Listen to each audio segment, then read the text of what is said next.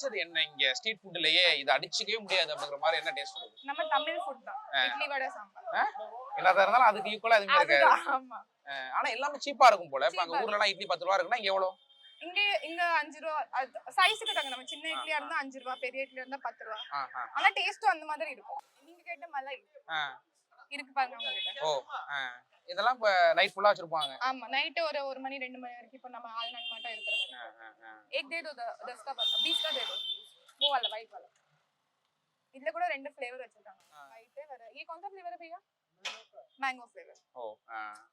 இதெல்லாம் ஊர்ல ஸ்வீட் ஸ்டால்ல உள்ள இருக்கும் பேக்கரியில. இதெல்லாம் வீட்லயே பண்ணி எடுத்துட்டு வரதா அவங்க? ஆமா. இது எவ்வளவு இப்போ? இது 20 ரூபாய்க்கு. 20 ரூபாய் தானா?